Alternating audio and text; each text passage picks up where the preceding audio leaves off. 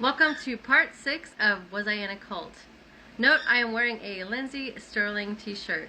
Something I probably wouldn't have done if I were still involved in that organization. Milo has decided that he's going to be a part of this video. This is Milo. Say hi. Kisses?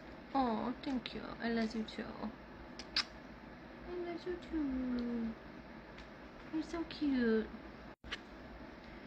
He's watching the ducks outside right now. He likes to sit here. So anyways, I was saying that I probably wouldn't wear a shirt that represented a secular band or music group or television show or movie, because it was kind of discouraged within our church to represent anything that was secular, meaning anything worldly, as they called it. So it was like you could wear it, obviously, but you wouldn't be looked at as like someone that was truly committed to God or someone that was truly serving the Lord. You would be looked at as someone that was considered worldly. It wasn't pushed really, like, for, it wasn't really preached about, except for the fact that they would say that once you serve the Lord, once you start serving the Lord, you change the way you look, the way you dress, the way you act, the way you talk.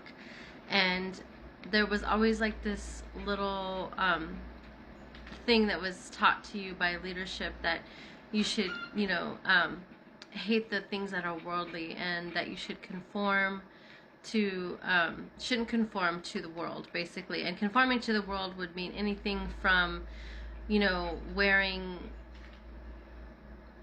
worldly clothing, or just dressing what they consider provocative, or what they consider showing too much cleavage, to the extent of where, for instance, the women in the women's home were not allowed to wear tank tops. The women in the church were not really wanted to wear tank tops. Like, they didn't want them to wear tank tops. You just wouldn't see it. People were always in a t-shirt. They were never in a tank top. If it was like a summer event, or like if everyone was down at the pool, you were kind of encouraged to like just cover yourself the best way possible. So I don't know, it's kind of how I perceived it. Other people may perceived it differently, but honestly, like, I just, whenever we had events, like if we had an event where everybody was going to the park to hang out or something, I just rarely saw anyone in a tank top. And the ones that were in a tank top, they were kind of looked at as like, oh, they were a new Christian and they really didn't know better. They didn't really know they didn't really maybe have leadership, or they weren't being discipled. So those were looked at by us as people that were new to the Lord and new to the faith, and they didn't really know how to present themselves yet. Like, that was just, it was, so these are like the strange behaviors, you know what I mean, that I believe are very kind of cult-like in a sense. And you don't really realize that you're being influenced, but like, for instance, they would basically rather. So at one point in time, I was in leadership, and that's why I say we kind of looked at them like that, because, oh my gosh, I got dogs in my face and everything. So we that were in leadership, we kind of looked at those that weren't conforming to the general dress code of the church that was kind of unspoken. We all just kind of knew, like, okay, so this person's new, or this person hasn't really undergone our discipleship programs, and they don't really know how we're supposed to act and look and what we're supposed to actually be wearing. I'm kind of getting ahead of myself, because I haven't even gotten to this point in my story yet where I became a leader in the church.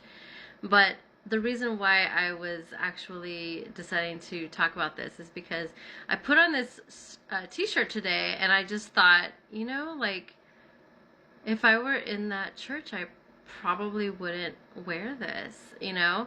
And because even if I like thought about it, I thought back in those days when I was involved in that church, I didn't do anything outside of the church. I didn't go to concerts, I didn't go to movies, I didn't really watch TV. I kind of stopped watching TV, and I spent all of my time, spare time, either in the church doing something, or I was praying, or I was reading, or I was, eating dinner with my family. And other than that, it was like I literally just lived my life, and everything that I did revolved around that church at that point of time in my life. And so I'm kind of skipping ahead to this part because I need to go back and do another video starting from right when I entered into this cult, because there's just so much. But I just had to film this because it reminded me of this situation where I remember I had been coming to the church for a little bit of time. Hold on, give me a minute, I have an itch on my nose.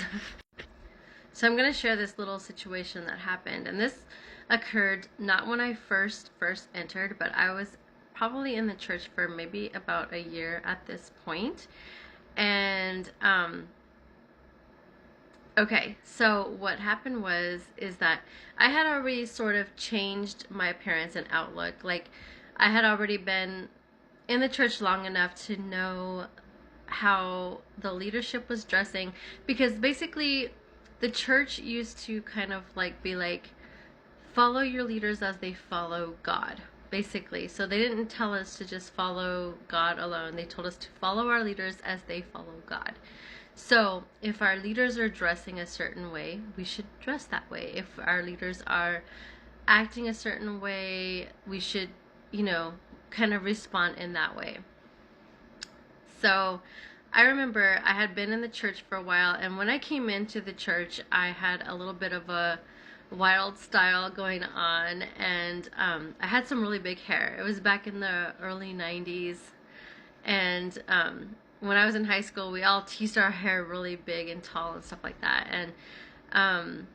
and I had a hairstyle and my makeup and everything where I literally had shaved off my eyebrows at that point in time in my life, and I would draw them on, and I had this appearance that was just not what they wanted in the church anymore, apparently, because this lady who was in leadership, she approached me, and I had changed everything about myself other than like my hair and my eyebrows, basically.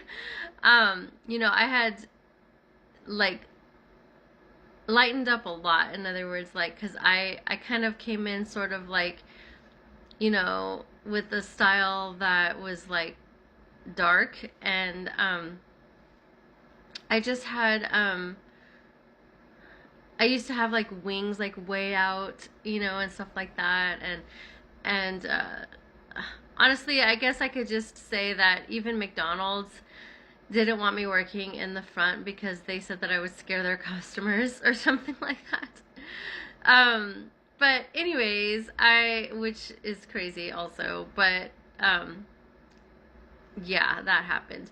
I mean, so as you could understand, in the church, I had a little bit of a hard look upon me, and I guess leadership was trying to soften my appearance in some way or another. So this lady came to me, and she was like, I don't even know how she said it, but she was just kind of like,